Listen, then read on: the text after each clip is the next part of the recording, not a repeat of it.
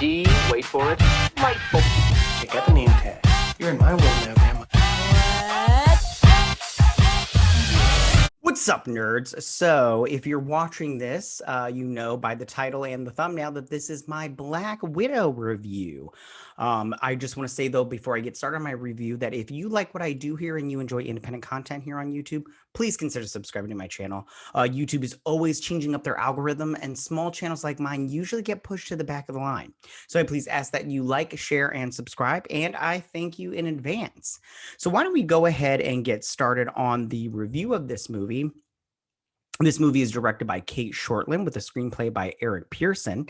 It stars Scarlett Johansson, Florence Pugh, David Harbour, O.T. Fagbenal, Olga Kurylenko, I hope that's how I say her name, William Hurt, Ray Winston, and Rachel Weisz. The premise for this show is following the events of Captain America's Civil War, Natasha Romanoff finds herself on the run and forced to confront a dangerous conspiracy theory with ties to her past. Pursued by a force that will stop at nothing to bring her down, Romanoff must deal with her history as a spy and the broken relationships left in her wake long before she became an Avenger.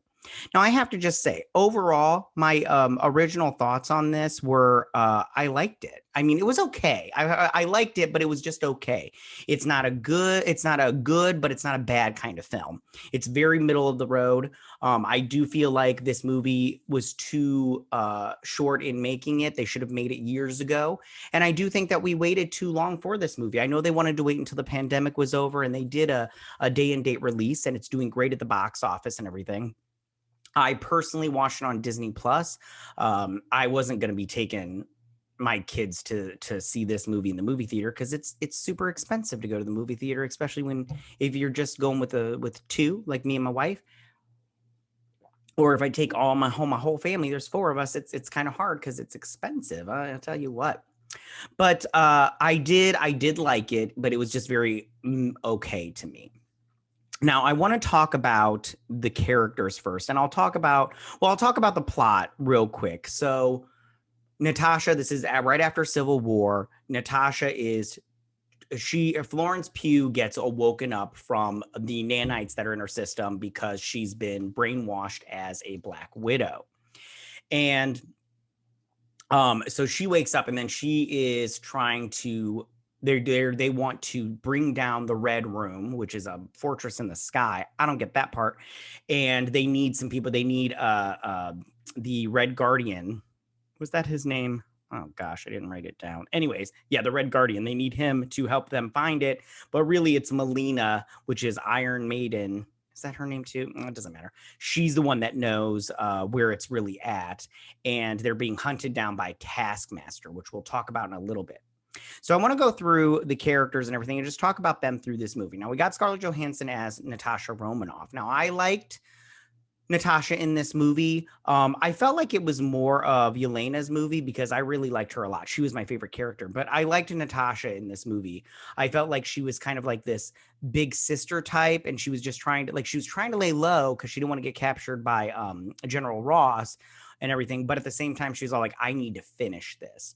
And one thing that was a part of her red ledger and kind of a black mark on her red ledger was to get out of to be like inducted into SHIELD per se. I can't remember the exact word usage they used, but to get inducted into SHIELD, she needed to do one last mission.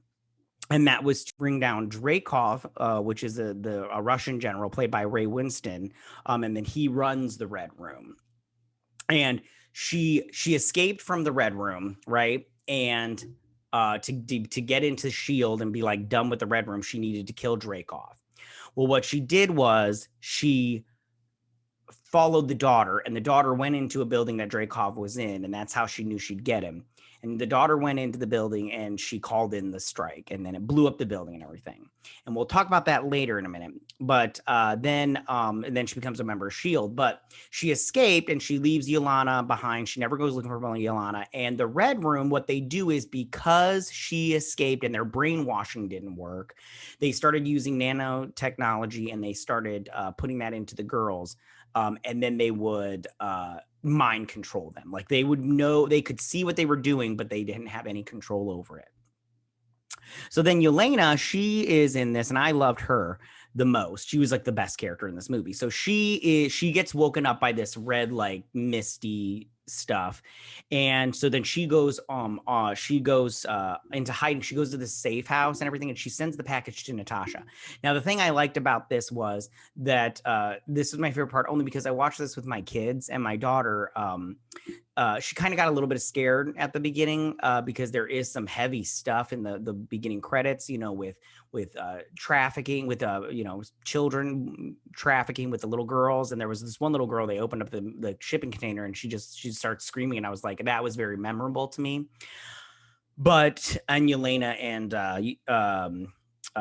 Natasha are in there too. But anyway, so they're in the safe house, and they're fighting and everything. And my daughter was just like, what are they doing? And I was like, oh, they're play fighting like you and Henry do. And then Yelena hits her with a plate, and she's like, I don't hit Henry with plates. And I was like, you better not, and everything. And I hope you don't, kiddo.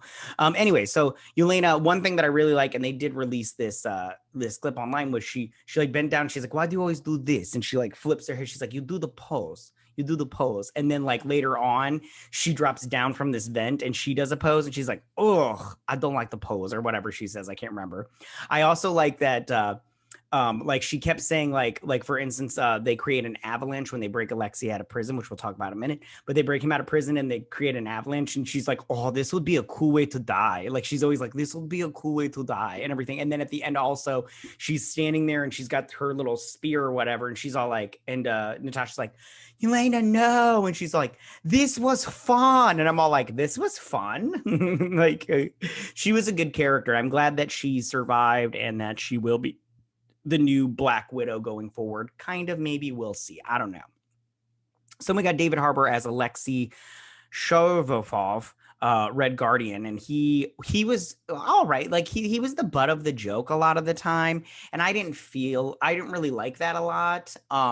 Just because I feel like he was the only one with superpowers, and you just sidelined his character the whole time pretty much.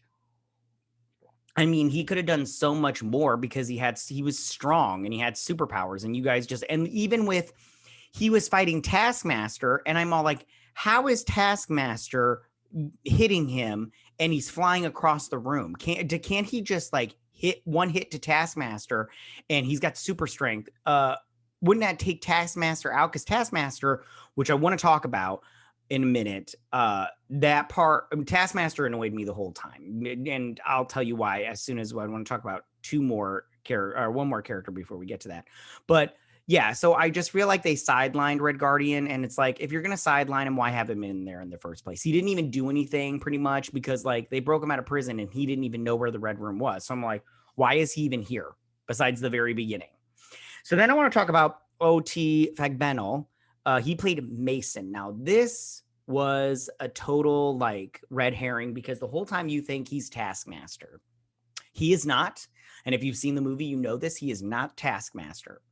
And I don't know how I feel about it, because I didn't care. I mean, like, this character was very like, you know, subservient, and like, I'm like, I just didn't care about this character. But this O.T. Fagbenal, he's all right. I mean, like, as an actor, I've never seen him in anything else. I mean, if I'm judging him on this, it's not enough to really say like, yay, give him more work kind of thing. Because he did his job, and he did an all right job. He just wasn't in the movie enough for me to be all like, yay, love this character, love this actor. Because like I said, I've never seen him in anything else.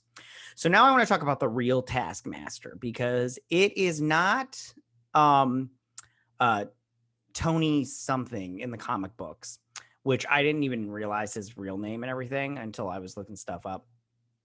But it is Antonia Dreykov, which is Dreykov, the general guy's daughter. And she's played by Olga Kurylenko. I don't know if that's how you say her name. So when they reveal that Olga Kurylenko is Taskmaster, I was all like, this is lame. First off, she doesn't have superpowers. That annoys the crap out of me. If you read comic books, Taskmaster is such a cool bad guy, such a cool villain. He can mimic every fight move that you do. And he, you know, when you like, you can probably get a good hit in.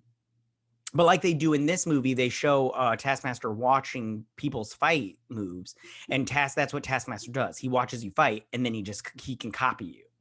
And I didn't like that they didn't do that in this, that they didn't give her superpowers. Now, as far as the gender bending goes, I'm fine with it, but they didn't do anything with it, so I'm not fine with it. Like, in my personal opinion, it was a crappy part of the story. It, like, for me, I'm just like, I don't care. I literally don't care. And if that's what you're gonna do, like, I mean, then it's a waste. It's a complete waste of a good character.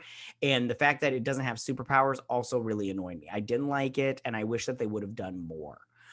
You know, it's not like I'm super pissed off about it, but it was just a waste and bad writing, in my opinion. Like, this was just, and like the whole time Natasha's all upset about this little girl, but dying, or what she thought was dying. And then when she's revealed to not be dead, I'm all like, I don't even care. I really just don't care. Like, this was such a non-reveal to me that I'm just like, I don't care. I literally don't care.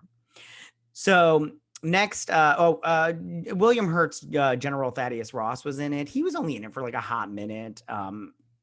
And he was fine. I can't wait to see him in other stuff because I like that character because he's just a good bad guy or whatnot. And then they're kind of doing the Thunderbolts, which we'll talk about at the end of this. Now, Ray Winston played Dreykov, which was the bad guy of this movie, barely though, and he's in the Red Room. Now, the Red Room's up in the sky, and here's one thing that I have a problem with.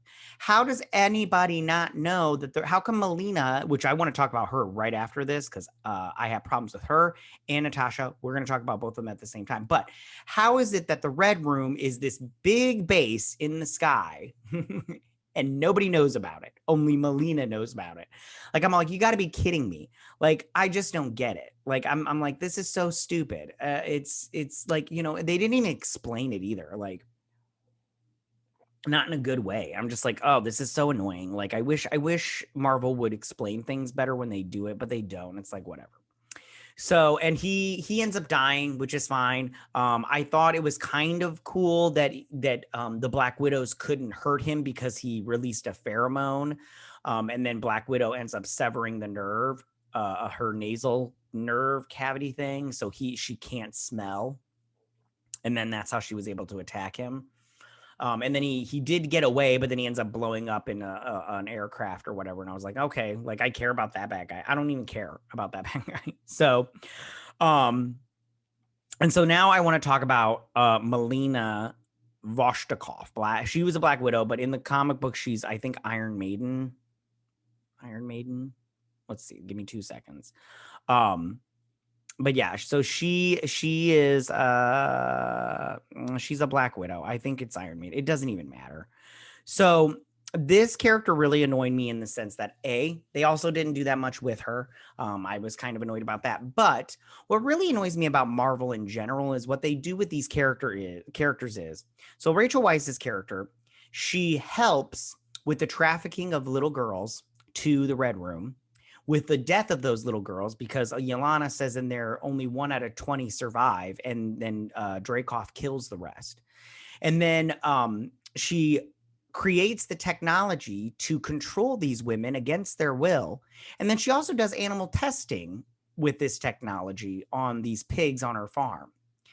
And all of this is deplorable, completely ridiculous. She's a vomitous human being. But at the end, we're all supposed to forgive her because, she did a good thing by helping to bring down the bad guy. No, one good deed does not absolve you from a life of sin. Sorry, you do bad things for your whole life. You don't get a free pass just because you do one good thing. I'm sorry, that's not how it works. Same thing with Natasha. Now, Natasha, I feel like she did more to help rectify her bad deeds. She killed a lot of innocent people under the Red Room's control. And she did kill that little girl, she didn't kill her because she survived, but but I do feel like she spent a lot of time trying to make up for it. She escaped the Red Room, and then, she became an Avenger, and ultimately she sacrificed herself. You know, it's the same thing with all these other characters. Like Tony Stark, yeah, he created weapons of war, but he was trying to stop it, trying to do good and everything. And I'm not giving any of these people a free pass and everything, but it's like that's what Marvel wants us to do. They want us to forgive these characters just because they do one good thing. And I'm like, no, you don't get my forgiveness. Sorry. You helped kill little girls. Sorry, Melina. You suck. I hope you die. So as far as the directing goes, it was directed by Kate Shortland. It was fine. It was fine. Her directing was fine. It was nothing special in my opinion. I mean, there were some really good shots, like especially at the end. The CGI in the third act was bad, in my opinion. It looked like a cutscene from a video game. It was bad like Black Panther's was. They might as well just thrown in a CG rhino in there and some weird fighting and everything, because the CGI on that was not good, especially in Scarlett Johansson's face. Like I could totally tell it was not her. Like it was a video game her. The screenplay, it had its issues, but I look at like Jack Schaefer helped with the story, and I'm all like, of course she did. Jack Schaefer doesn't know comic books, and that's why it has problems. Because Jack Schaefer, she said she can't even read a comic book. She doesn't understand it, which I go, you're a dummy if you can't read a comic book. She's like, I don't get the panels and what direction. Like, what? Are you illiterate? Because you're a big dummy. Jack Schaefer is the worst. I do not like her. She's so stupid because WandaVision was stupid. I know, hit the dislike button because I said WandaVision was a stupid.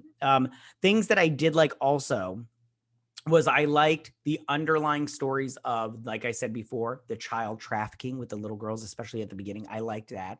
I liked seeing the undercover Russian agents in America because that is, I believe it's recently something happened with that. I don't know. I wasn't paying too close attention, but that has happened before where Russian agents came here, pretend to be Americans, and then they got caught.